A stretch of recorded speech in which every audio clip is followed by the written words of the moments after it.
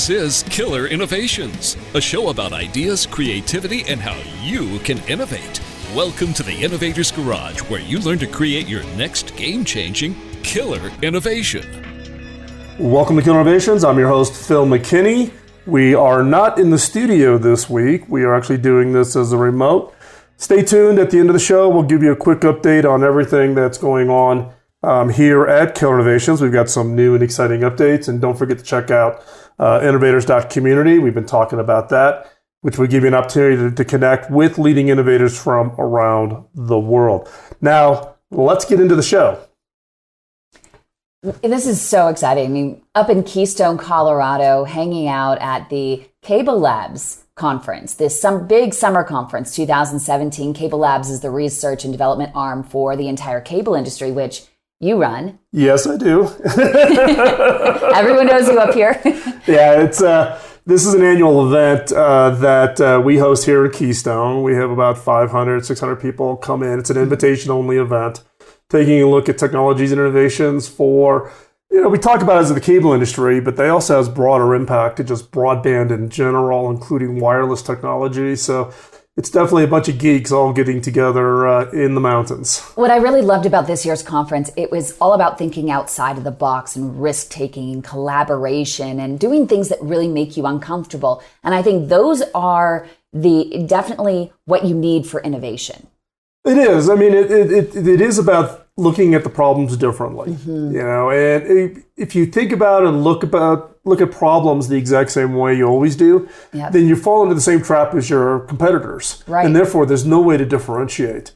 And so part of the challenge is getting refreshed to look at things differently, recognize problems that others don't see. Mm-hmm. As I've said many times, the role of an innovator is not to solve problems, but to solve problems nobody else noticed. Exactly. And so it's about also doing that and being able to see a little bit just beyond that horizon. Mm-hmm. And our role at CableLabs is to look beyond that horizon and be able to identify the coming challenges or the coming opportunities and work on those and get those to a stage that then can be commercialized by the vendor community, the broader ecosystem, and then ultimately the cable operators, and then to the benefit of consumers, which you're able to enjoy and benefit in your home. And you played a key role this week here. I was the MC. I was really honored. So we had Kim McNicholas here in the studio. We're co-hosting today, but Kim graciously agreed to play the MC role for the Monday, Tuesday this week event here in Keystone. You did a great job. Thank you. It was really inspiring to be able to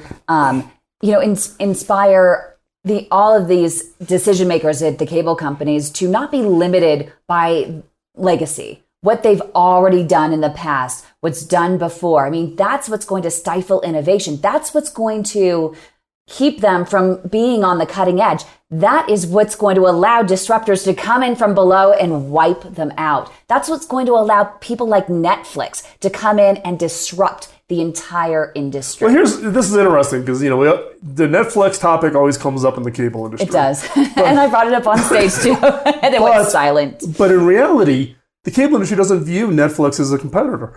If you look at, for instance, what many of the cable operators do today is they've embedded Netflix into set-top boxes. Because what you find is in the cable industry, the big product service that consumers love and want more of is broadband. Mm-hmm.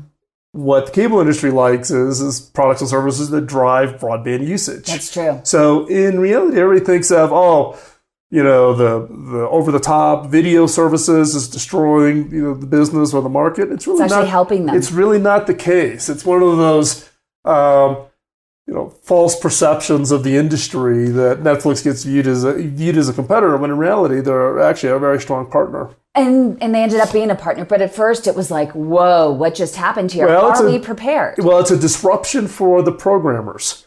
The programmers who produce the content. Mm-hmm. It's completely separate from the cable operators. But still, the broadband folks have to be ready for it. They have to be prepared. Well, think about it today. 50% of all broadband traffic in the United States, 50% is Netflix and YouTube. Mm-hmm. Not Netflix-like or YouTube-like. It's those two. So 50% of all broadband usage in the United States, roughly, it varies in different geographies, et cetera. But if you look at it just kind of as a as a broad brush across the United States, 50% of all broadband is Netflix and YouTube. Well, what about those gamers? One of the speakers, Anju Ahuja, who works for CableLabs, was saying that CableLabs did a study that the results showed that 63% of homes in the United States have gamers, and they are those power users, right? The broadband power users. And they're the ones that love the product so much that they're breaking it. And that the cable industry needs to innovate, and optimize their networks for the future. When we're talking about the competitive games, the ones where I think that they're airing, right? Yeah. These games on... You can watch them on ESPN, the big competitions, right. and $1 million prize, prize monies, etc. The difference there, though, is that the gaming market, it's not a very big bandwidth user. Oh, really? No, it's they don't use a lot of bandwidth. What they need is low latency.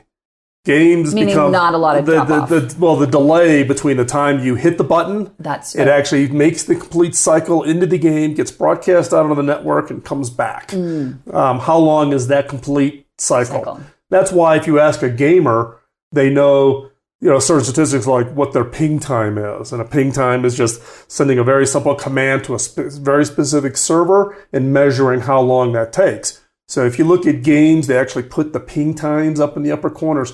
So there's not bandwidth for the serious games. Well, even the not so serious gamers. I don't have it on Words with Friends.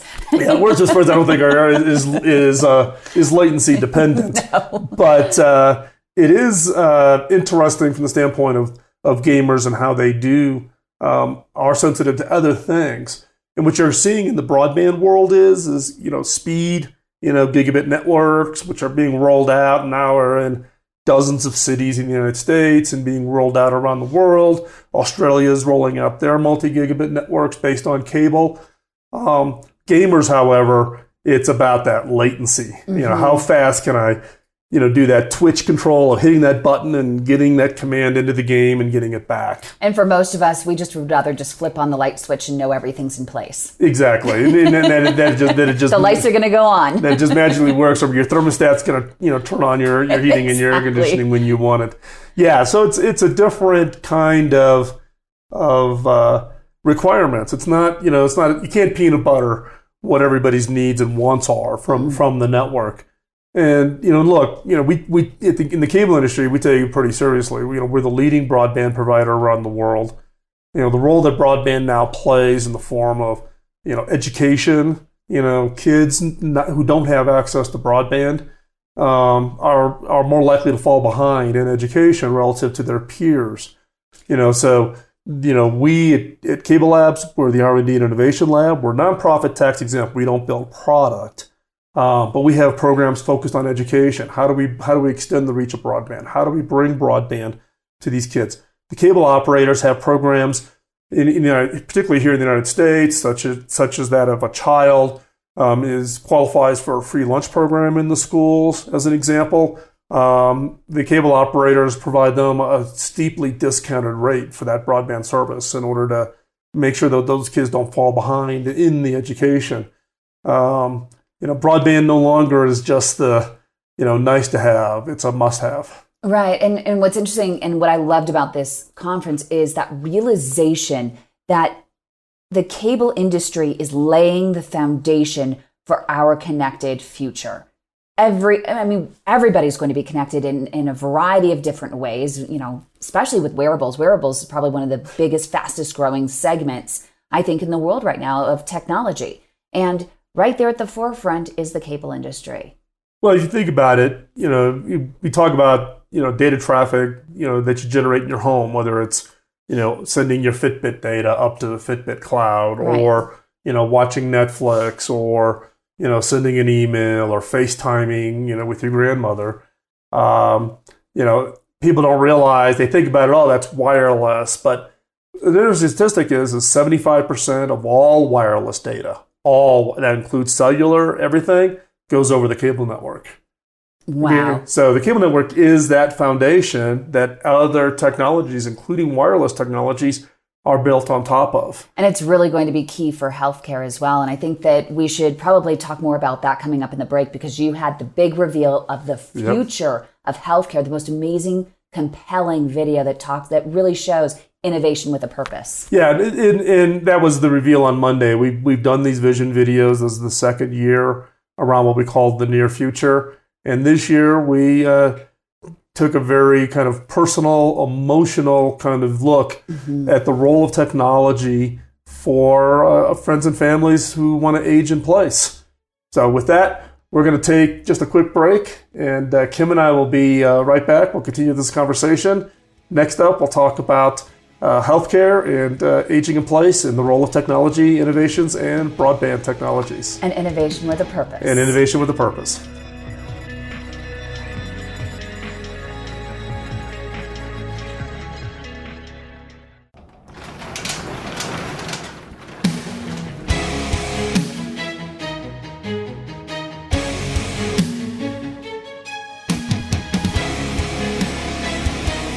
This is Killer Innovations, a show about ideas, creativity, and how you can innovate.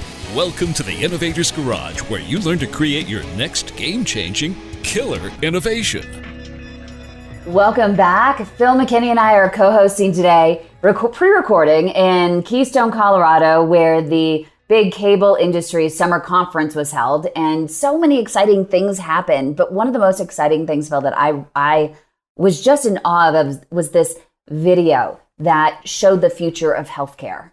Yeah, this year's vision video is what we call the near future, a better place, talking about really the underlying impact of broadband technologies to actually make people's lives better. And we took a healthcare bent. In this case, the video takes a look at Jim, who is 86 years old and wanting to live in his home and age in place and not be shuffled off to nursing home facilities and those kinds of things. So the inspiration was my grandmother for this film.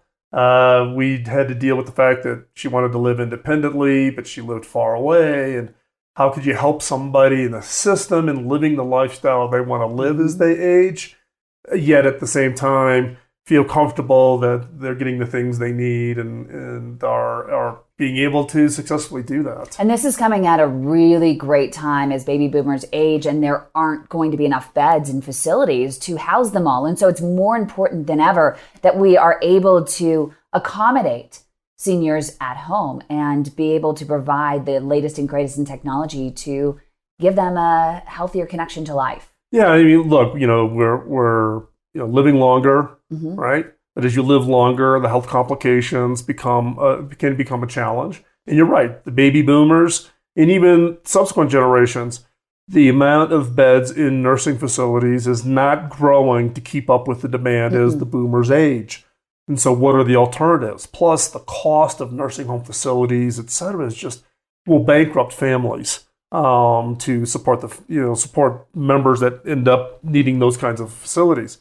So the real benefit for everybody, insurance companies, cost of healthcare, just better quality of life, is finding those right technologies, those right capabilities to allow people to live at home longer. And more than $3 trillion is spent on healthcare every single year here in the United States. And healthcare providers are rushing to try and bring down the cost, and they're looking to do so through advances in technology. Most notably are the wearables and virtual doctor's offices or telemedicine, which McKinsey & Co. actually has done a study, and they suggest that those technologies, these advances that allow people to live at home, could reduce the cost of healthcare by like $1 trillion.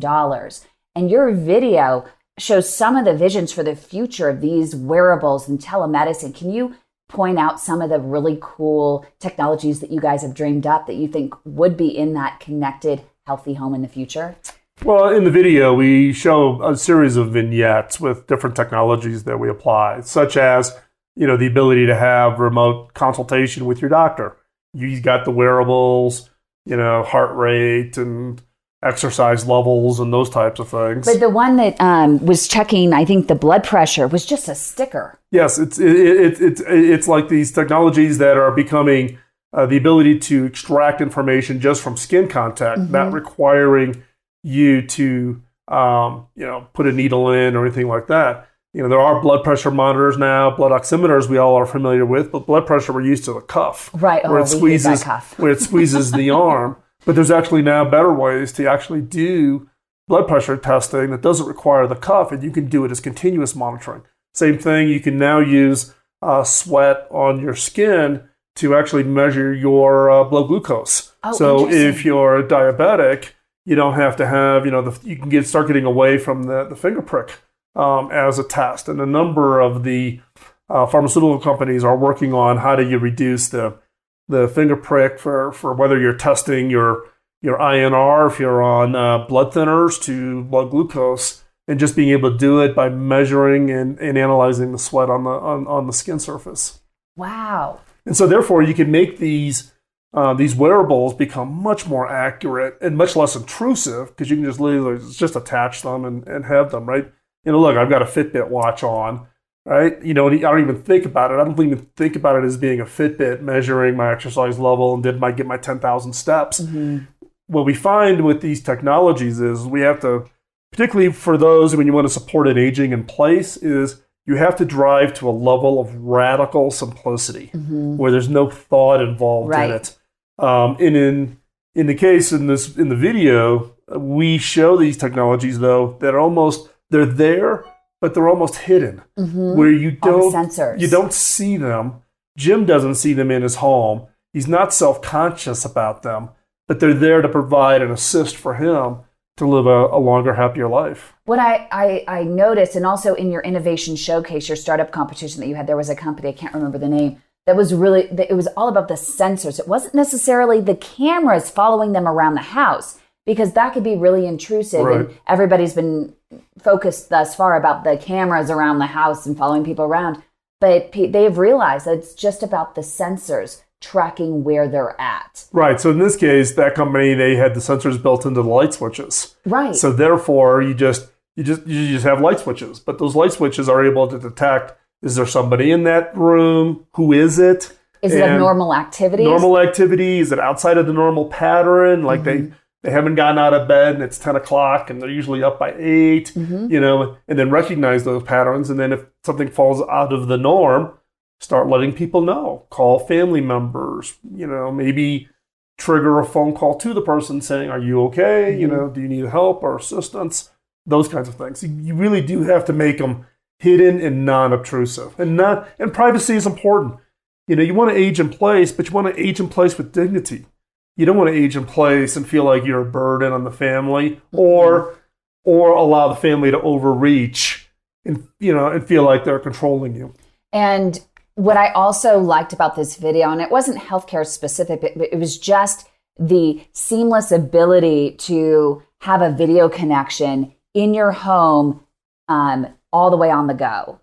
They had, I think he was talking to his daughter from one room to another. First, it was on his iPad or on his phone. And then when he walked into his main room, he could have her on the big screen television. And then when he left to go on the bus, the Ollie bus, I love the electric bus, Ollie. When he got on the bus, she was right there on his iPad again. Correct. So it's really something, Jim initiates the conversation, or maybe the daughter calls him, but that he can easily, seamlessly engage in those conversations anywhere. And the other part of the film, we showed, though, permanent presence. So there's the video wall into Jim's son's house that just looks like it's part of the house. So therefore, they said, the two living rooms look like they're attached, and it just feels like you're in the communal environment of being able to participate as if you were there. That's really neat. Yes, and the video has gotten a lot of very interesting traction and some interesting reaction. We did a press conference, and we can talk more about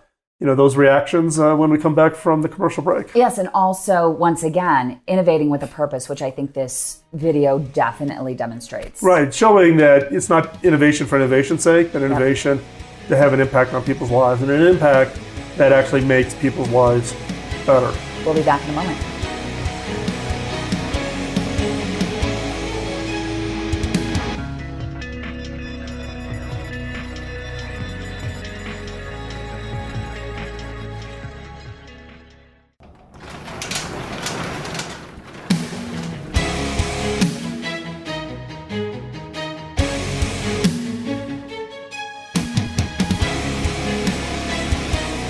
This is Killer Innovations, a show about ideas, creativity, and how you can innovate. Welcome to the Innovators Garage, where you learn to create your next game-changing killer innovation. Welcome back. Kim and I are here talking about what the experience is up here in Keystone with the summer conference, which just wrapped up last night. As we were going into break, I was talking a little bit about this press conference that we held here after the video, which was kind of interesting because a lion's share of the reporters in the press conference were reporters for the healthcare industry. And I think they were a little shocked about, the video once they saw it. Well, that it was the cable industry that was doing this video. Yeah, exactly. That it was the cable industry. And a number of the reporters asked me in the Q&A section of the press conference about why is the cable industry so interested in healthcare? And I guess I was a little shocked that they were shocked, I guess is the way to put it. I had to remind them that, look, if you look at broadband in consumers' homes, the lion's share of that is cable. Right. And if this is a societal problem, and the cable industry is committing to say, how do we help? The cable industry is not going to go build the sensors and build, the monitors in your room, in your house, those kinds of things. We want to use this film to inspire innovators to solve these societal issues.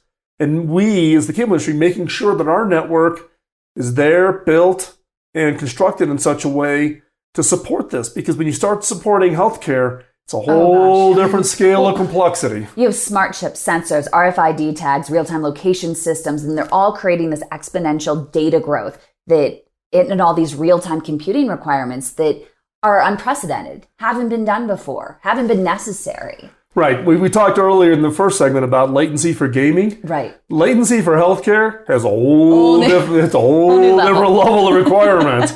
There's certain medical issues that, you just got to always be there. You've got to be on the game consistently.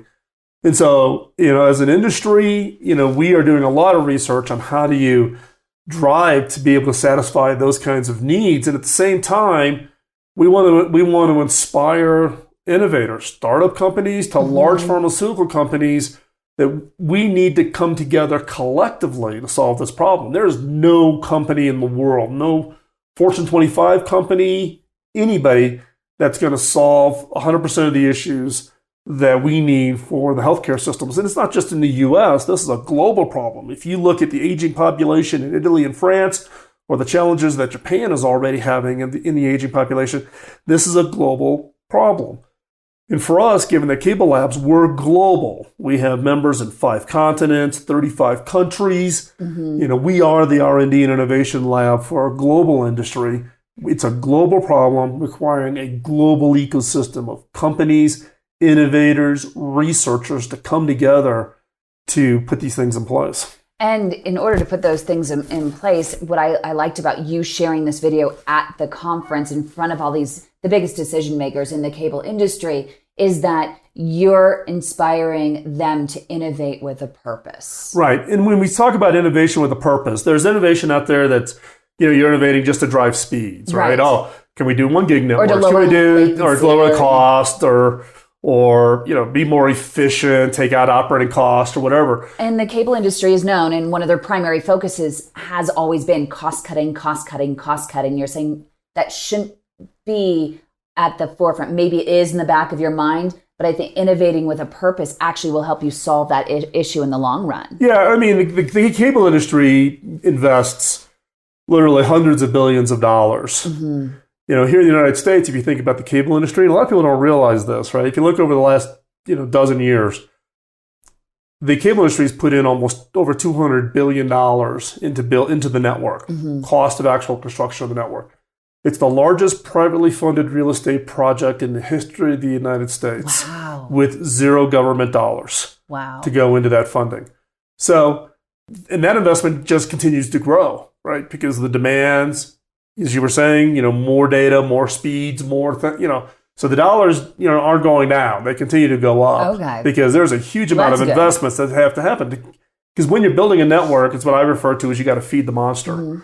Because, you can't pause because the customer demand is there. Things are happening like things like home healthcare. One example is Cox, member of CableLabs. Cox has a partnership with Cleveland Clinic and actually has created a joint venture to do telemedicine in the Cox markets to bring the experts and medical specialists from Cleveland Clinic into areas that would never have access to the quality of experts at Cleveland Clinic.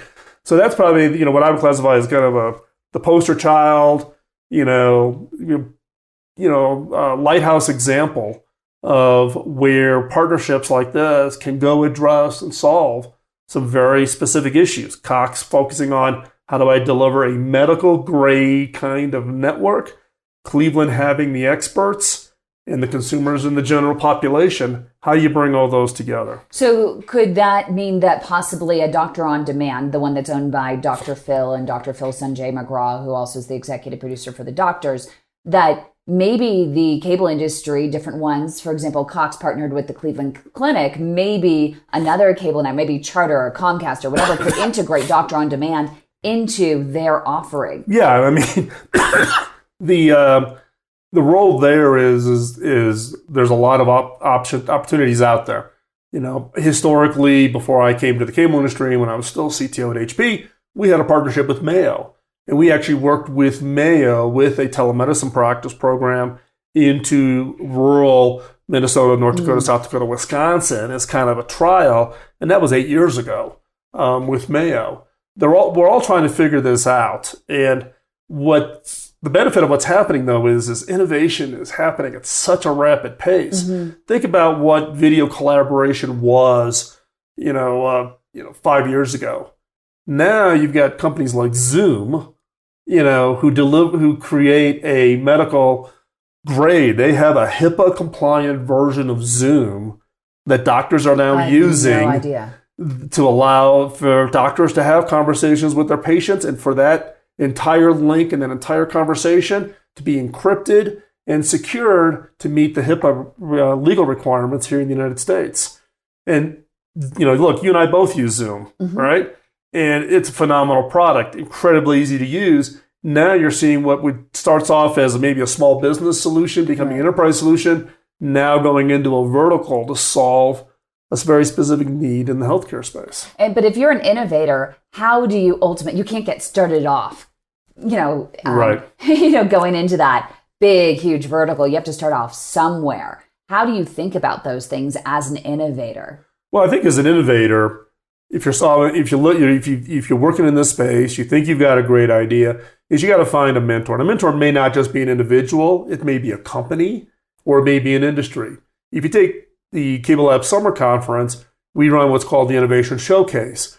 So we bring in 8 to 12 companies every one of our conferences, whether it's here at Keystone, or we run an event at Consumer Electronics Show, we run an event at Mobile World Congress in Barcelona, where we bring these startup companies, we put them in front of the CEOs and the CTOs in the cable industry to try to drive those kinds of partnerships. In addition, we also now run the Up-Ramp Fiterator for companies that have actual products and technologies that can begin being installed, and we actually bring them in at a no-cost accelerator to them. We actually invest in them, and support them, but actually help them take those products and actually bring those to market, because we think these things are important problems to solve.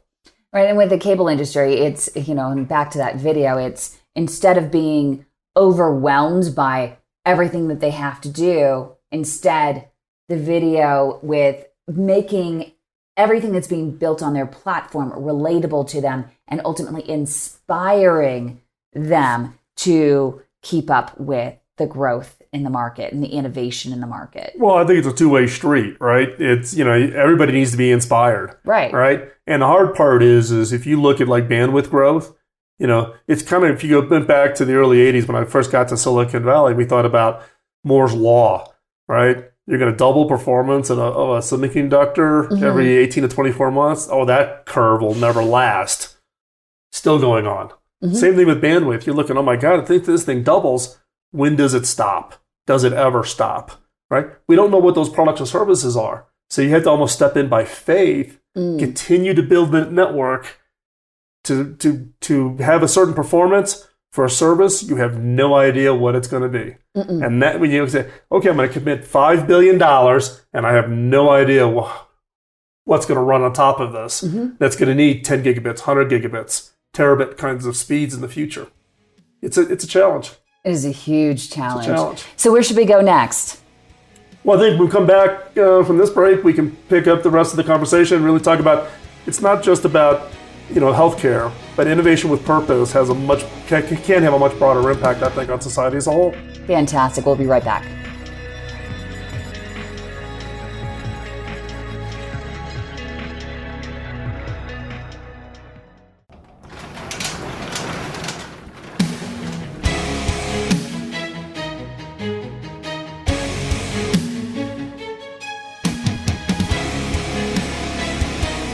This is Killer Innovations, a show about ideas, creativity, and how you can innovate. Welcome to the Innovators Garage, where you learn to create your next game-changing killer innovation. Welcome back to the show. Phil and I are co-hosting today in Keystone, Colorado at the annual Cable Industries Summer Conference 2017. And we've been talking for most of the show about innovation, inspiring innovation within the industry, and the fact that the cable industry is really laying the groundwork for the near future, making the world a better place. My own message, right? Your own message. And one of the most inspiring moments, I think, at the conference was that near future video of the future of healthcare and what that's going to look like. And really, the whole idea of innovating with a purpose. And so why don't we spend this segment, the final segment, talking about how do we innovate with a purpose? Well, and I've had this on a couple of previous of my shows, talking about, thinking beyond just simply the innovation adoption and think about how society adapts to these innovations and technology. So you have to think about beyond just simply, I've created this new widget or I've doubled the speed of a network. It's really thinking about what does that enable or what can be enabled. The flip side is understanding what's happening in society and understanding or thinking about what innovations do I need to create to help address some of these societal challenges. And that's where the inspiration came from the video, which was thinking about the societal challenge of healthcare and aging in place and the fact that there aren't enough nursing homes and nursing facilities to take care of the population that's aging. Look, 8% of the world's population today is over the age of 65. By 2030, that jumps to 16% of the world's population is over the age of 65. So we have an aging population on a global scale. What do we do about that? So if you start with that definition of a problem space, then that becomes kind of your focus to think about those innovations. Not just innovations because you can claim you're 3 times faster than somebody else, but your innovation with purpose, the inspiration for your team, the inspiration for an organization is really solving something that we can be personally passionate about, something that we know is going to have real impact in real people's lives. Sir Richard Branson always says, he has this mantra that runs through the DNA of all of his companies, always be connecting the dots. And I think that that's what you are leading to. If you're going to be a true innovator, and we can all be innovators, there are dots everywhere around us. It's all about how do you figure out what those moments are? How do you define them? And then how do you connect them and ultimately do something about it? Correct. And it's what's interesting is you don't need to be a professional engineer. No. You don't need to be an expert in an industry space or an industry segment to bring innovation. You and I talked many times about Elon. You and I both know him. You've interviewed him. I've had multiple meetings with him. Right? He knew nothing about space exploration for SpaceX or cars for Tesla. And now he's got the Hyperloop for high-speed transportation. And then he's got the dig activity in LA, putting tunnels in, because he got frustrated of LA traffic, which is where he lives, and not wanting to fight LA traffic. He wants to dig the tunnels. So he's inspired by simply just what does he see around him? And you and I have had different guests on each of our shows. These high school kids that come up with some of these really just amazing, ideas.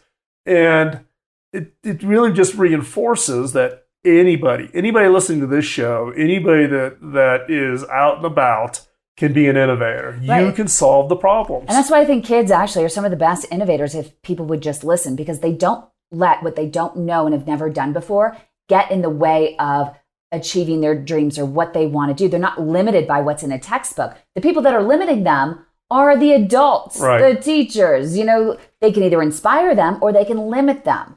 Well, we get into the whole, fear of failure problem. Yes. Right. I'm not going to try because I want to look stupid. I'm not going to try because, who am I, to do this? And part of, one of the things that we've done, and I've been, I've done a lot of coaching and mentoring. You coach and mentor a lot, startup CEOs and young people to try to, inspire them for success. And one of the things that we've been working on is creating this community to allow, those that are successful innovators and those who maybe have a desire to innovate or who've seen an opportunity but doesn't know what to do with it. And how do you find it? I get a lot of emails about, how do I find a mentor? So to solve that problem, we've created this community called the Innovators community. You can go over to theinnovators.community. You can check out the page there. But it's an opportunity. It's a private Slack channel where we bring people together that are both everything from the spectrum of, the former head of innovation at Kroger Foods to, down to, even you're on it. I'm on it. And we've got, young kids that are on it who, have an idea, but they don't know how to, take that idea, forward. And so this is an opportunity to kind of come together as a community and let's find and solve and address, innovations with purpose. But what are those challenges? How does it work? What does that look like? Well, we started off focusing really on just creating a way for people to find each other and communicate with each other. So in the private Slack channel, there's a whole series of channels, everything ranging from I'm stuck, is one of the channels, which actually is one of the more popular channels. Maybe you have an idea or you had an idea, you try to do something and you couldn't move it forward. You're stuck.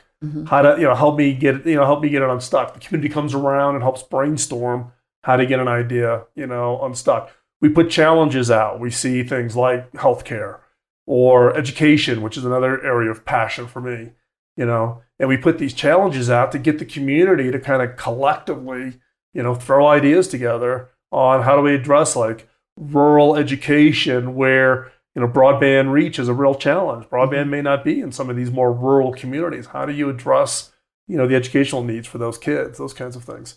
So it's a little bit free form. We allow people to kind of come together and find those opportunities to work together and go innovate with purpose. And if people go to innovation.tools, they can find so much more. What I love, and Carrie, this is really funny. This is the first time you're hearing it. He has these killer questions. It's a card deck, like just a regular deck of cards, and on each one, it's like a brainstorming workshop in a box, right? Right. And it has all these great questions that inspire you to spark that creativity, and that's also available on there. And it's really quick and easy to pick up. Right. So innovation.tools is the online store for people to find tools and training and those kinds of things to help people build up their own skill set. So, hey, Kim, thanks for joining me at Keystone. I really do appreciate it. It was really fun, and I love co-hosting. We have to do this co-hosting thing more often. Yeah, this has been great. So thanks for listening, and we'll talk to you next week.